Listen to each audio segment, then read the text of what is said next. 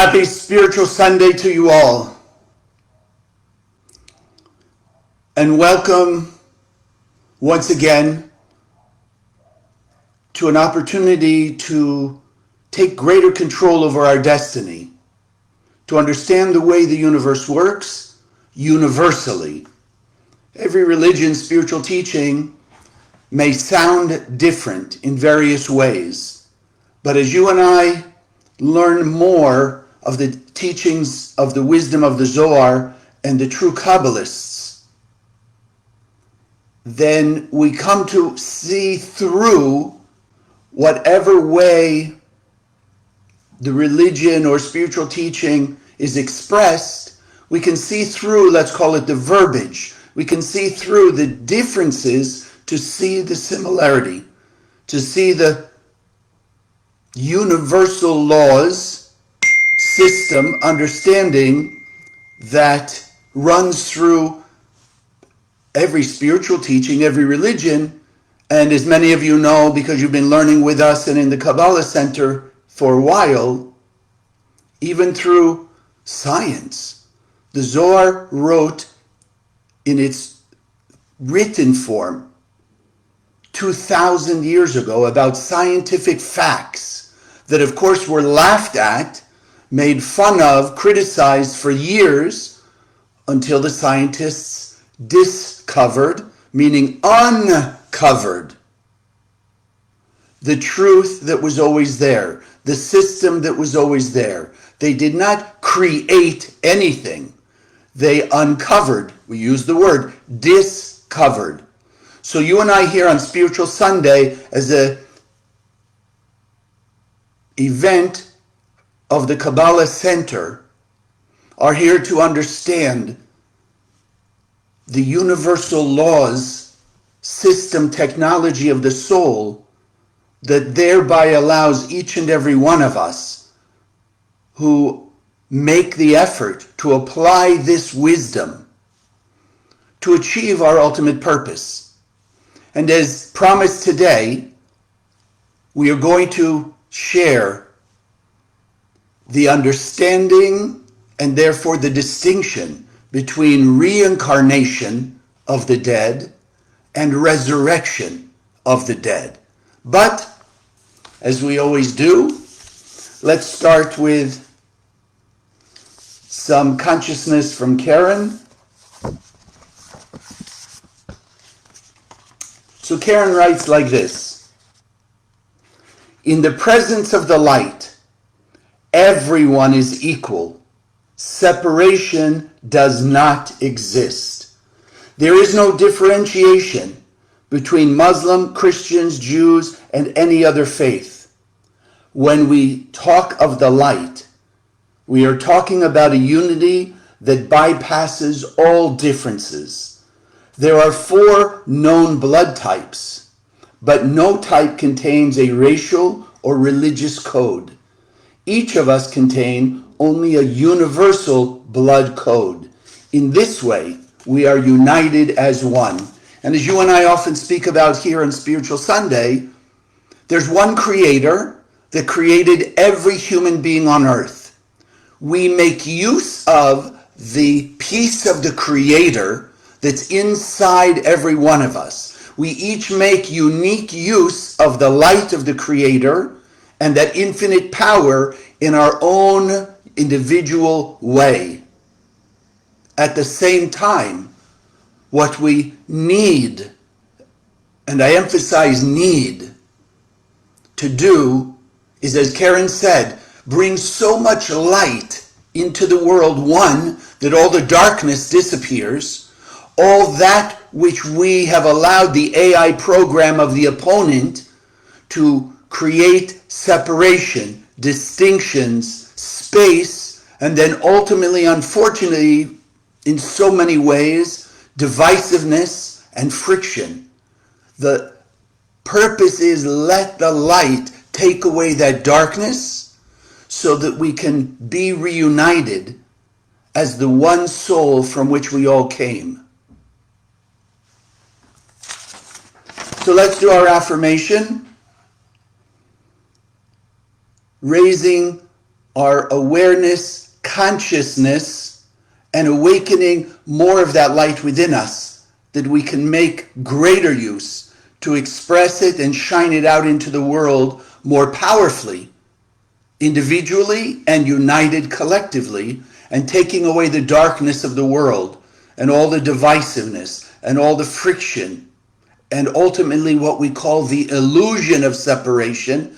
We can take it away now in our time. So we say it together. Consciousness is everything. I raise my consciousness today to see the miracles and wonders of life.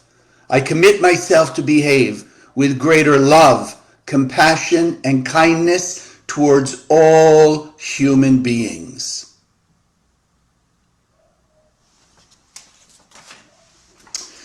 And so let's start with the big picture. And it's always important to go back and keep reminding ourselves of the fundamental, the foundational wisdom of why every one of us are here, what our purpose is, and then we can understand the aspects of reincarnation and resurrection. So let's start with the most fundamental thing. Created by the Creator, the vessel, the container of the light of the Creator, which is our soul, the one soul of humanity, is immortal. Now, when you stop to think about it, every religion in one way or another, or spiritual system, is saying overtly or inferring that the soul is immortal. There is a piece of every human being that lives past the shedding of the body that we have called death. The soul is immortal. We, those of you who've taken Kabbalah 1 in the center, or I encourage you, if you haven't or you need a reminder, get the book Power of Kabbalah and reread it over and over and over again. Because there's one purpose for all humanity. We are each pieces of it. Like so many things. An orchestra. What's the purpose of all the multiple instruments in an orchestra? To play one music, one opera, one whatever, composition of music in harmony. But each instrument has to be their part and play it perfectly and in unity with everyone else. So our physical bodies, we created them in this world as a means to carry our soul, the metaphysical immortal energy that the Creator implanted in us for one purpose. And what's the one purpose? So fundamental, so simple in its concept, but as we all know, not so easy to achieve because we've so given into this opposition of that AI program in our head. We're here simply to take all the light within us that the Creator implanted and using our free will, shine it out into the world unconditionally until 100% of that light is shining and we are manifesting 100% of the blessings that the Creator gave us with that light. That's it. The key is that we manifest the light in the face of challenges. That's what allows us free will. Think of it. The last time your buttons were pushed, somebody said something, or you watched something on news, especially recently. You watch something and you become activated from within with some kind of intense emotion. At that point, we have an opportunity to express free will. What is the free will? Only one thing. Shine light into the darkness of whatever that challenge is, or react. Don't shine light. just let that negative emotion be expressed, and unfortunately emanating negative energy into the world. So the free will is taking away darkness, or heaven forbid, adding to the darkness. That's our only free will, and it's our only choice.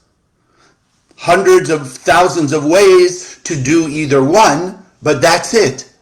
Either in the face of challenge, in the face of darkness, in the face of that emotion waking up inside, our buttons being pushed, shine light. Fill that dark, empty space with the light of the Creator, or emanate more of the negative and empower the opponent more, empower the darkness and the divisiveness more. We have to start really consciously understanding that. There's no good anger, jealousy, ego, etc. in that way. Emanate darkness, adds to the darkness. Emanate light, it adds to the light. So now, let's start to get into this two ideas we're speaking about.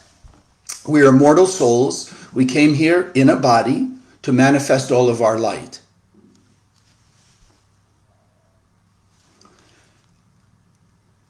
If you have a loved one who's made some mistakes along the path of making an effort to be a better person, a kinder person, make up for maybe something that they did to you or to someone you know, what have you.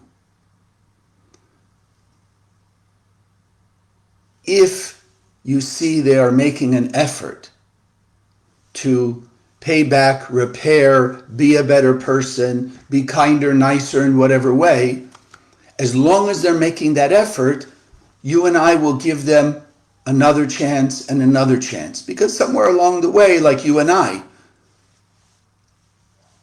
we feel a little weak in the moment, and in that moment, we're not doing what we want to do, what we aspire to do. And so our loved one, our friend, our boss, whatever it may be, gives us another chance, as long as we're making effort. So in that way, that's the essence of reincarnation. Another opportunity to do our tikkun, to achieve our purpose, which is, as we said, shining light into the darkness when our buttons are being pushed. I like this simple analogy.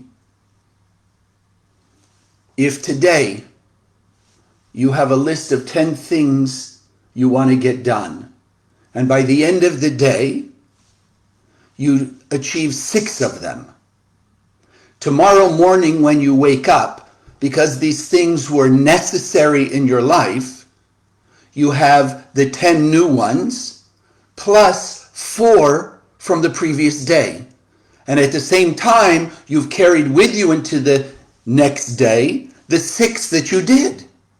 So in a simple way, you could have woken up this morning with 20 to do if you had done nothing in the last time, but because you did 6, you only have 4 from yesterday and the new 10 ones from today. That, if you think in those simple terms, that's what reincarnation is about. The soul leaves the body, the thing we call death. The immortal soul goes on. It goes through, and I don't want to get into now, a process between lifetimes.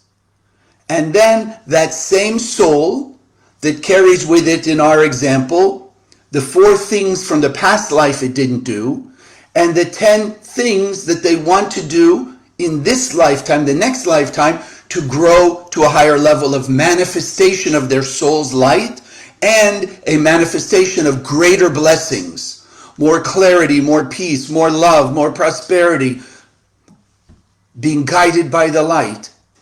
And as we shine light, more light, the chaos, the negativity, the confusion, the divisiveness, the jealousy, etc., also disappears, right? One or the other. So reincarnation is just the carrying over from one to the next. Now, some of you going, I don't know, hard to believe. Yes, okay. If 300 years ago, you and I were having a conversation, obviously it wouldn't be over the internet. We were having a conversation and I told you that one day we'll be able to fly in the air. We'll be able to travel great distances in what we would now call an airplane. Or if I explained to you something like a computer, you would look at me and say, no way, what are you talking about? You're crazy, you're fantasizing, blah, blah, blah, all that stuff. Well, the Zohar described those things in its written form 2,000 years ago. But we wouldn't be accepting it. Why? Because for most people, hard to grasp. I maybe haven't shared this with you for a while, but I believe it was in 1898, 96, the head of the United States Patent Office testified or went to Congress and said they should close the patent office because he believed that everything that could be invented had been invented. Great foresight, great vision. You and I, yeah, we can laugh at it now, but you and I in some way or another still holding those false beliefs. The Creator created immortal souls and technically only one. How many people today believe, first, that there's only one soul, even though they read the Bible? Genesis 1, there was only one being came into this world, and then split into Adam and Eve, and then split into all the rest of us. But there's still technically one soul. How many people believe not only that, but that there is a possibility of bringing peace and harmony to the world, especially in the face of all the divisiveness we see? But this is why we have another chance and another chance and another chance to come back and complete more of our task, revealing more of our light. And again, remember, the way we reveal light, when we're feeling insecure and we act with trust and certainty in the light. When we're feeling jealous and we express gratitude, appreciation for our blessings, and even ideally, happiness for the other person's blessing. When we're feeling egotistical, how great I am, what amazing things I've done, so better than other people. And we can pause and we can act and understand humility.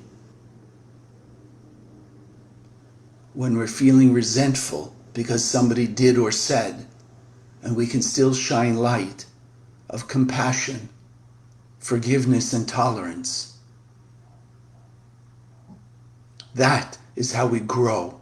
That is how we elevate consciousness, which is why it is so important to be in the world, to deal with people and not try and isolate oneself from the world.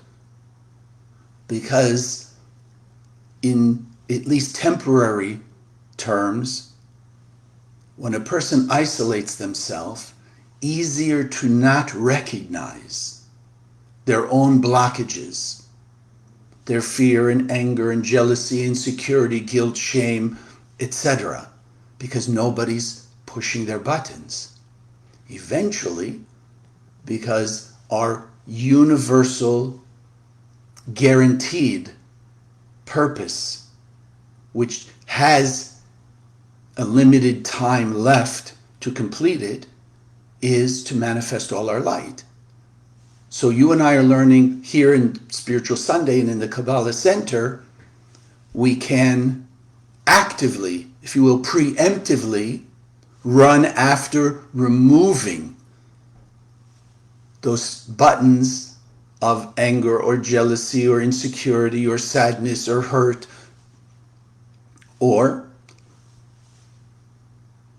the other way it happens, someone has to push those buttons so that we can come to an awareness of them. Because like everything in our physical life, if we do not have an acknowledgement or recognition of where the problem is, then we can't fix it. If we cannot see, maybe I've shared with you, when a person is painting your living room and they say they're done, in a simple way, you look around and you're looking for a place that maybe they missed. And in a nice way, you look and you say, oh, Mr. and Ms. Painter, here, there's a spot here you missed. Would you please fill it in?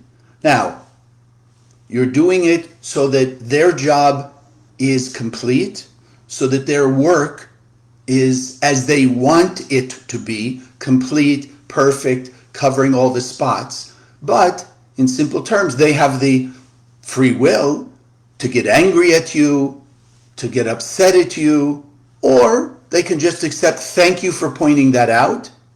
I'll get the paint and fill it in, and now we're both happy.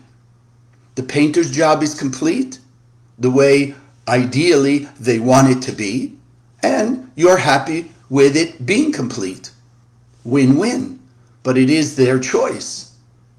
Or you could even say, because I hear some of you, the person who's paying the painter and now sees some spots that are undone also has free will. They can point it out nicely, or they can scream and yell and be judgmental and angry and critical.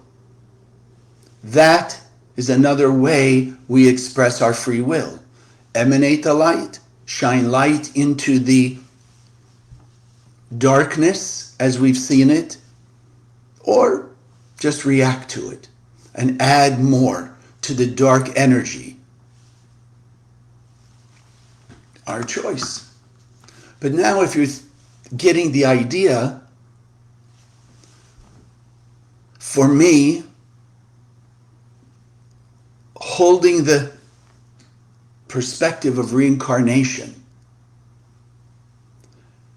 makes a lot more sense of life. First and foremost, why, if there's only one lifetime and there's one creator, and in essence then, if you want to say, there's no history on that soul, why isn't everyone born into great, wonderful, nice circumstances? Why are some children born healthy, others not? Some happy, some not? Some inherently or beginning in a good way, kind way, nicely, or born with anger and fear and whatever? Why but some born rich and poor, in nice environments and not nice environments? Once, for me, I came to understand this system called reincarnation made a lot more sense. Yes, personally, it has been initially painful to have a realization or an awareness of some of the things that I have done in my past lives. At the same time, by seeing it, one, it gives me an understanding of things that I may have thought in this lifetime unfair, unjust. How could it be I'm doing such good things? It's the answer, fundamentally, to the age-old question, why do bad things happen to good people and good things happen to bad people? Now, remember the AI program, because I can hear already, right away comes the guilt, the shame, or the anger. So you're saying, I did it. I made that happen. Remember, everything we put out into the world has to come back equal. Cause and effect. It cannot go out in a negative way, negative energy, and come back blessings, harmony, good things. What goes around comes around. So yes, if you think like the day you woke up, as we said, 4 things from yesterday and the 10 new things for today. So this is why you and I find ourselves in a situation now. That does not excuse the behavior of other people around us. At the same time, we cannot control them. We can help them. We can encourage them, as I'm doing to you now, as my teachers have done all these years for me, giving me understanding, giving me encouragement, giving me support. But I have to do my correction. You have to do yours. I have to make the effort to shine my light when I don't feel like it with a consciousness. But this is the only way I can have more blessings. This is the only way I can take away the darkness. This is the only way I can stop the same repetitive patterns of negativity occurring over and over and over again. Because I am the source of my life. You are the source of your life. What you do comes back to you, whether it's in a day or it's in 3 lifetimes, but it does come back. So it starts not only to make more sense of things, but it also gives us the greater control. Because when people don't believe or hold the thought of reincarnation, so of course, no matter what their religious belief, God is unfair, God is unjust. Why wasn't God there helping them? Why didn't God punish the other bad actor? And once that doubt in cause and effect, simultaneously that added belief in and disempowering belief in randomness, person has no control over their life. If everything is random, why make any effort to do good things? Because randomly, bad is going to happen, going to come from the good things. Again, we go back to nature. Nature is a non-free will manifestation of, let's just say at this point, cause and effect. If you plant an apple seed in the ground, it does not grow orange trees, avocado trees, pear trees. Orange seed in the ground, cause, the effect is going to be an orange tree.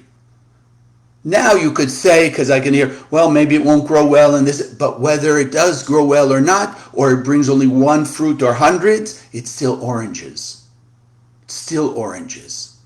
So whatever seed we plant by our actions, that's what has to come back.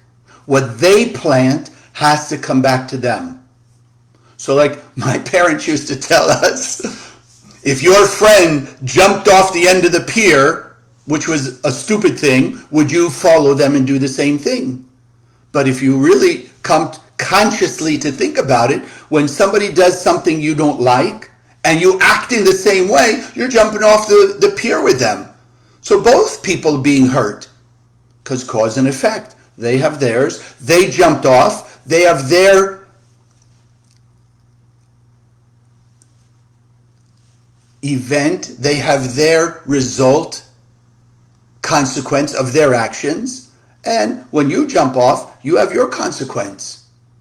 And just like anything else, they jumped and maybe they landed in the water. Another person, their friend, jumped and maybe hit a rock or scraped a rock or something like that. But they both jumped. And they both have some kind of negative impact. So,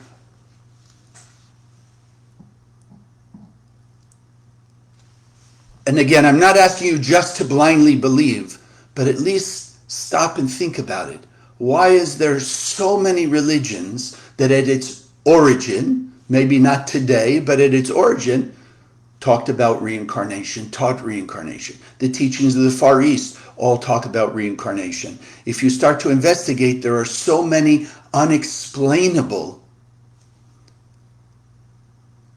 events children, 2, 3, 4 years old, remembering their past lives, describing their past lives, giving exact details that they have no way they should know it from this lifetime. And even the facts that they're describing being proven, being investigated and proven true. Again, either a person wants to believe it's all random, coincidence, lucky guess, or there is cause and effect from one lifetime to the next.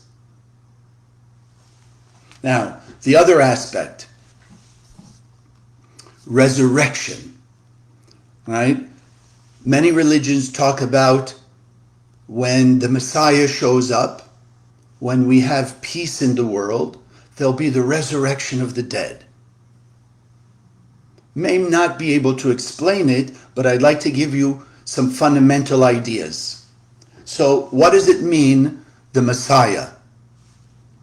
Essentially, Kabbalistically, that is a state of collective existence when there's enough people united on a soul level, love, kindness, and compassion. And they don't have to be the same religion, background, culture, whatever, because the soul is the soul. That's the same in everyone. When there's enough collective energy of people making an effort to remove their buttons, or as we've often called it, the spiritual mud, hiding their soul's light, and letting a critical mass of light shine into the world, that the spiritual environment is now majority light instead of darkness, tilting the scales. There's a quantum energy that will allow the souls in the bodies in the ground to reawaken and come out of the grave.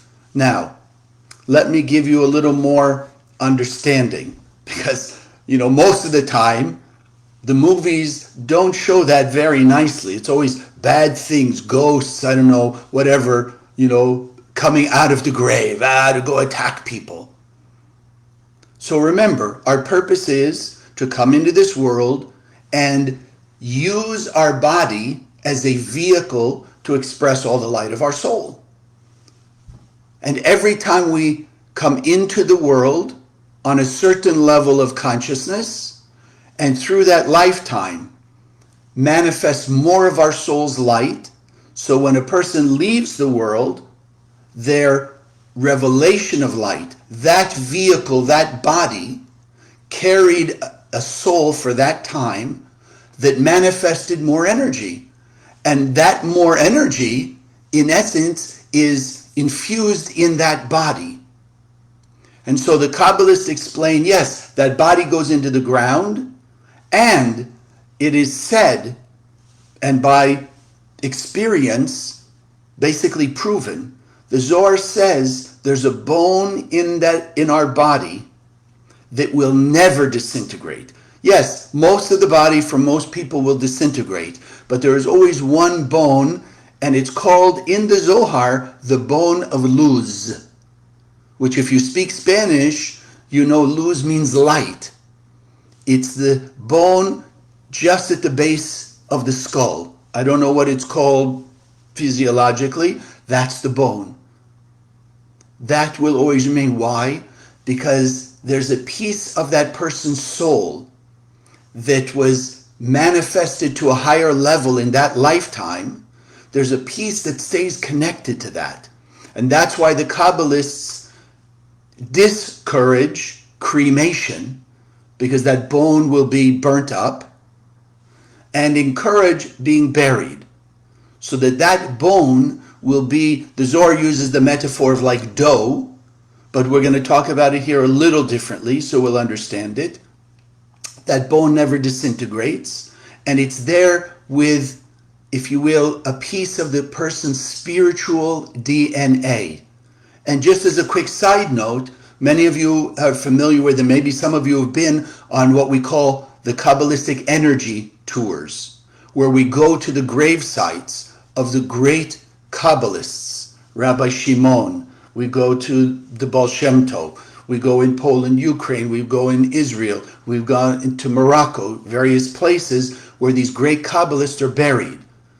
because understanding that a true master Kabbalist is one who's revealed all the light of their soul, then that body that carried that transformation and revelation of energy, because it's constantly being empowered by the soul, the body never disintegrates. And therefore, when we go to visit the grave sites of these great Kabbalists, we can draw their spiritual energy. We can draw on their support.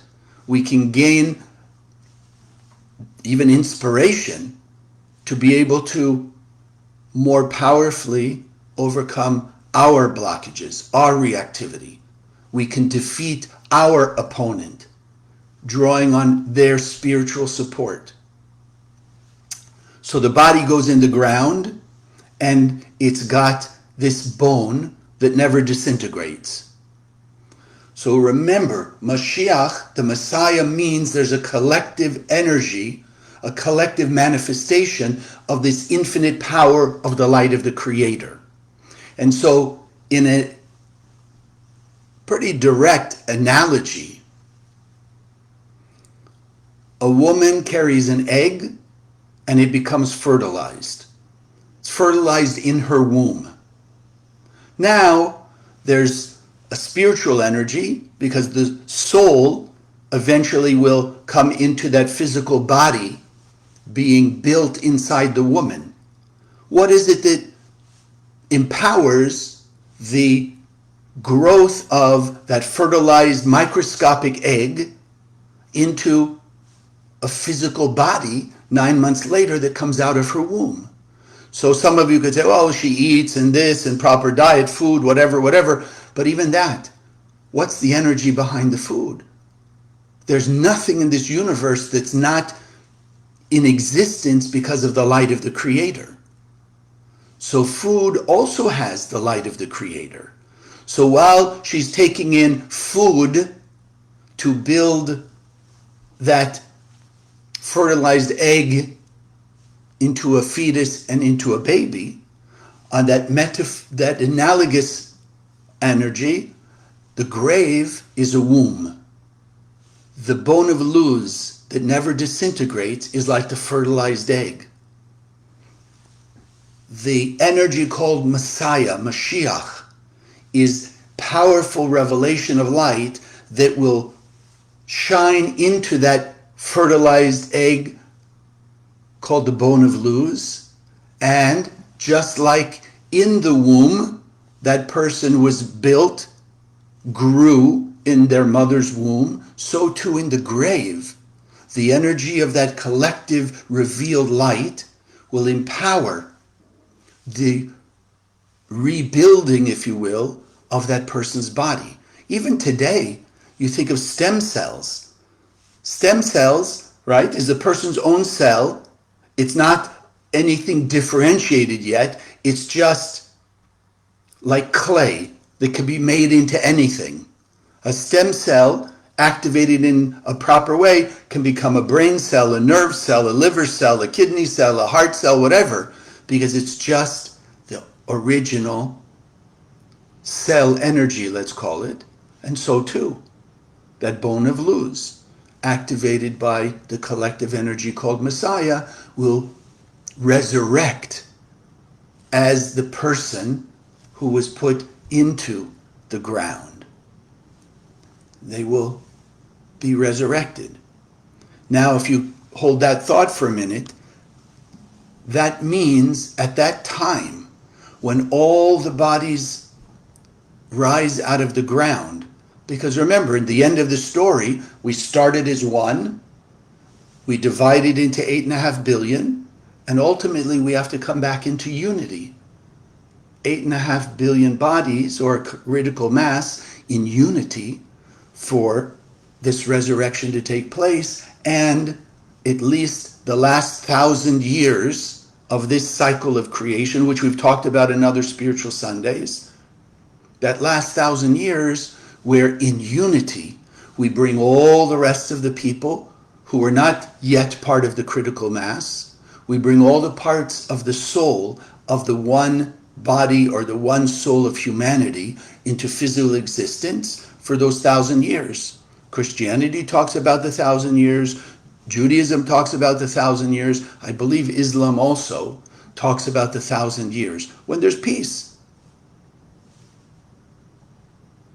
So everybody that carried a soul that came in one level and left at a higher level of revelation will be in existence. So now imagine when all the bodies come out of the grave, you and I will be able to see the physical body of who we were in the last lifetime, part of our soul, that in this lifetime we're working on that next level up. It's almost like, in a simple way, let's consider ourselves in college.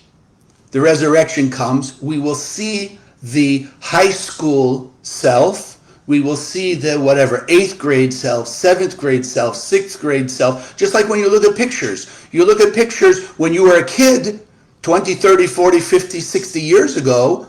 You say, wow, that was me? Or you say, yeah, I know that was me, but look at me now. So you think in those terms just on a more spiritual quantum level. We'll be able to see all of our previous lives' selves. One more piece I want to add. Every religion talks about love your neighbors yourself as the ultimate goal. Unfortunately, the AI program got in there and made people believe that love their neighbors themselves means only their same religion. No. I want to love my heart, my liver, my kidney, all the different organs of my body as myself, because they are myself. They have different functions. They work in unity so that I'm, thank goodness, healthy and vital. So in the same way, on a quantum level, the one body that came out of the endless world, of which we are all a part, our work is ultimately by revealing our piece of it to put it all back together. So to be one unified whole.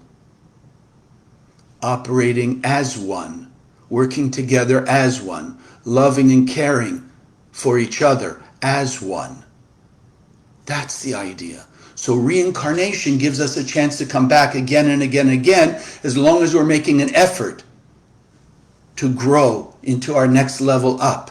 So I hear some of you saying, and I don't want to get too much into it because we could go on forever and ever. In fact, if you are interested, the center now has published in English books from Rabbi Isaac Luria, The Gates of Reincarnation. So you can start to read and understand more of the details about reincarnation.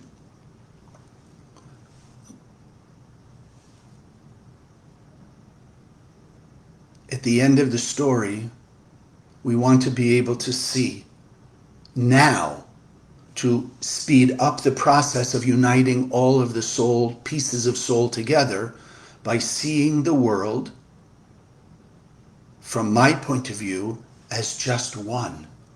Everyone out there is a piece of my ultimate soul and a reflection of me. So the same way we use mirrors, right? Why do you look in a mirror? Simple terms, see what's in place, what's good, right? And at the same time, to see what may be out of place, a little disarray, so that we can put it back into order. So the Kabbalists have taught us for thousands of years that it's beneficial to us to look at the world as our mirror. So the good things that we're emanating, the light of kindness, love, compassion, generosity, humility, forgiveness, tolerance that we're emanating now, we can see reflected in the world. That's the good, nice things that come our way. At the same time, the part of our soul, of our 100% that's not yet manifest, we can also see by seeing the places, ways, and means, and even people that represent the reflection in us when we're pointing the finger at them. Well, they're angry, and they're jealous, and they're fearful, and they have guilt, or whatever we're judging them, to make the effort spiritually to dig inside of ourselves and see where we have a similar behavior. It may not manifest like theirs, but it's the same motivating energy. Fear can be expressed as aggressiveness, in your face, or it can be what we usually think, the little cowering in the corner, backing away, not wanting to confront. They're both empowered by fear, but they have different manifestations. That's this effort we have to make spiritually. Wherever I point the finger, I have to look back. How is it in me? And the faster we do this and the more we do it together, we are, number one, most importantly, by holding these concepts. We are taking control over the system because we're learning what the system is. And therefore we can use it to speed up the process of achieving our purpose, shining all our light, having eternal bliss. That's what's at stake. You want to get rid of the chaos of the world? You're not going to do it by anger and jealousy and hatred and violence and all of that. No, light is the only thing that will take away darkness. You and I are filled with the light. Our AI program and our giving into it for so many lifetimes, we don't believe. Even though the Bible says, ye are gods, doesn't mean God in that way. We have the power of the Creator. We can heal, we can bless, we can transmute, we can influence people to wake up their soul so they will also act God-like, until there's nobody acting anything but God-like. And we can live, if we play our cards right, and we're using the tools of the center, the Zohar, most importantly. We'll do our meditation, 72 names, Ana B'Koach, the tools we learn. By using those tools, we're accelerating the awakening of our soul, the ability and the strength to overcome our opponent, to be united and draw by connecting to the light in the souls of other people, not their mud, not their negative behavior, but the light. As we elevate, we can draw them up also, that they're inspired today. They wake up with a greater desire to be loving and kind and compassionate and generous and humble. The point of the center is speeding up the end of pain, suffering, and death. We have to hold, if you listened to Michael Berg yesterday, we have to and he used the word, hate pain, suffering, and death, that we don't want to leave any piece of it in existence. What we're learning here, what the center teaches us, what the Zohar and the great Kabbalists, how to make that happen faster, with more mercy. May it happen in our times with your help, your support, and all of us in unity. God bless.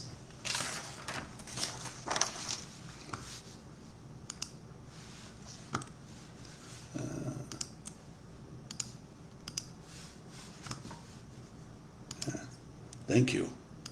I see some of your comments. So I've put on the link to support not only the Spiritual Sunday, but the big picture of the center. Whatever you can give with love and kindness and care. Wanting the end of darkness by speeding up the process. The faster we spread, and I know we talk about it all the time because it's got to be repeated in our head. The faster we spread a critical mass of Zohar that just beams infinite light, the faster the darkness goes away. Darkness goes away, everybody sees the truth. And everybody has a more powerful influence of their soul over their opponent. Influence of love, kindness, and compassion over jealousy and anger and ego and insecurity. Faster we take away that opponent, that AI program, the faster the only thing that can be expressed is the light of the Creator inside of us. And everything that you contribute to, you benefit from. So the link is there. Please give whatever you can give, whenever you can give. So I'd like to do, this is one of the 72 names of God. The 72 names look like this. It's 3 nanoparticles of light, which we call the Hebrew letters or Aramaic letters, that came with us out of the endless world. And just as we took on a body, each one of those 22 vibrations, frequencies of the infinite light of the Creator, also took on a body. That's why these are not constructs of any human being. They came primordial from the endless. So Eyes are the window to the soul. As we let these shine light and we scan them, so Aleph Nun Yud, awakening inside of us this big picture to see, to feel, to act in the big picture of life, seeing we're already one soul. Only the mud, the illusion, the filters over our eyes and the eyes of our heart don't let us see it and thereby not allow us to act like it.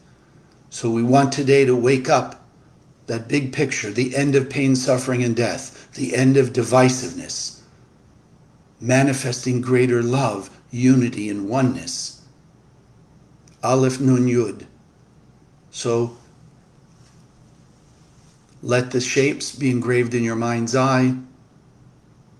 Hold the consciousness of seeing the big picture, acting from the big picture, and the fundamental piece of the big picture that you and I and every person on earth is a piece of the light of the Creator with all that power, and that you and I making greater effort to use that power in a proactive way, sharing, loving way, can influence the rest of the world to do the same. So I ask you, sitting comfortably in your seat, feet flat on the floor, hands in your lap, taking a few deep breaths, breathing in through the nose, holding that breath for a moment and exhale through your mouth. Breathing deep into your abdomen, drawing in the light of the Creator, holding that breath for a moment, and as you exhale, letting go of whatever unlight-like thoughts, feelings, emotions. Let them be exhaled, released from you. That only the light of the Creator vibrates inside you. Open up your heart and your soul and your mind to know and to experience feeling, being hugged, enveloped in the infinite, unconditional love that is the light of the Creator, that shines on this world, in this universe, 24/7. And as we're letting go of anything unlight-like, opening up more metaphysical space for that infinite light, unconditional love to enter in, to be the majority influence in our lives and in the world.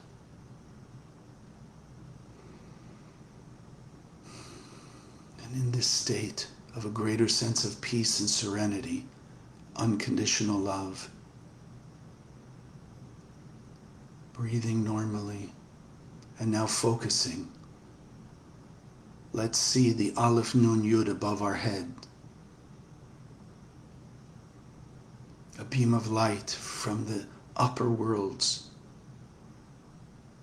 connecting to the Aleph Nun Yud and activating the light that we see it shining. Aleph Nun Yud. Shining the light of the big picture of truth. We are all one. We come from one Creator. We come from one soul. We are all essential, necessary pieces of that one spiritual soul body of humanity. We strengthen our desire to live into our full potential. And we allow the Aleph Nun Yud to enter through the top of our heads. As it's entering the brain space, Aleph Nun Yud awakening the voice of our Creator that we have not heard up to now, the voice of our soul, our particular piece of this one soul, awakening it, that we hear more clearly the guidance of our soul, how to speed up the process of acting like the light, the strength to overcome the voice of our opponent that's tempting us to take instead of share our light, to act in a reactive way instead of proactive. The Aleph Nun Yud, quieting down the voice of our opponent, making more clear the voice of our soul. And letting the Aleph Nun Yud continue through the rest of your being, awakening the light in every cell inside your physical body, activating the pure light in every spiritual cell of your being. And now focus on the Aleph Nun Yud in your heart. The big picture. The heart is your ability to express unconditional love. Shining light that reaches from your heart to the heart of every human being on earth. To the heart of the Creator that exists in every person.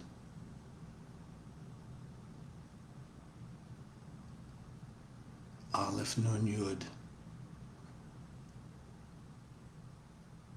Allowing you to see what blockages you may have around your heart, not letting that love shine out, not letting it be expressed.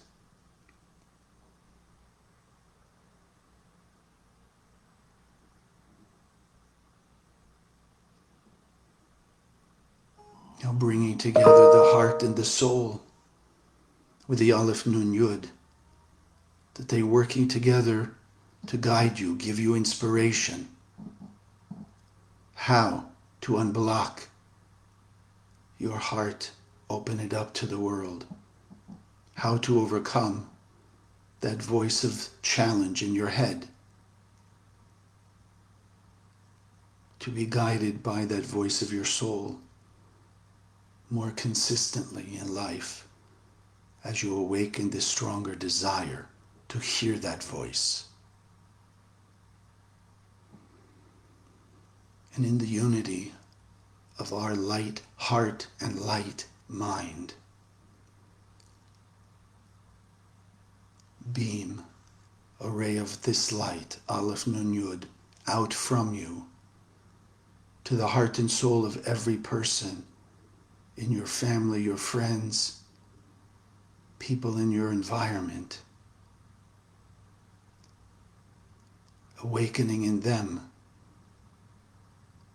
the light of the Creator, the voice of their soul, and the love of the Creator in their heart.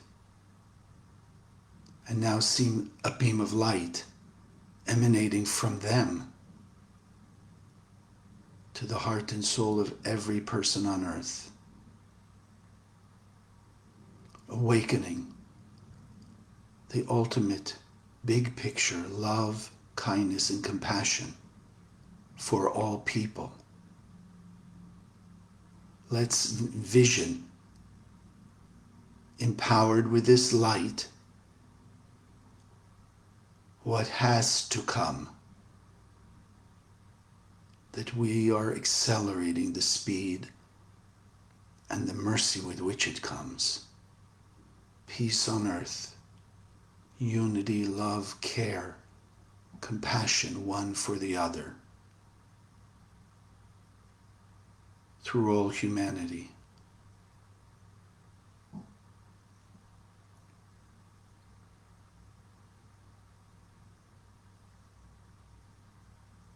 That we manifest heaven on earth, peace, love, kindness, the oneness.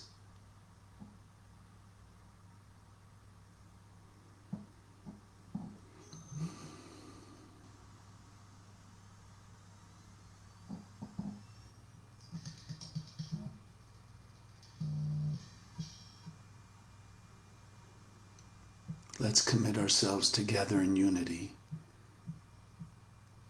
to shine more light every day, to be more conscious when we're being challenged and when we're not, to consciously shine more of our light, be stronger and greater channels of light into the world with greater love and appreciation for all our blessings and even for the challenges that help us see where we're blocked so we can unblock ourselves and influence others faster, more peacefully. And together we take one more deep breath, anchoring it into heart, soul, and mind. And as you exhale, slowly opening your eyes.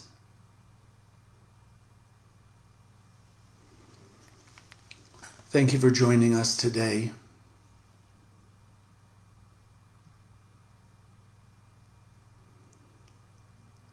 I pray that we all have an intensifying of the urgency we feel for manifesting, bringing the light of the Creator to the world, so we can end now all pain, suffering, and death. God bless. And please share with me your thoughts, your ideas, your miracles, and your questions. Till we meet again, God bless.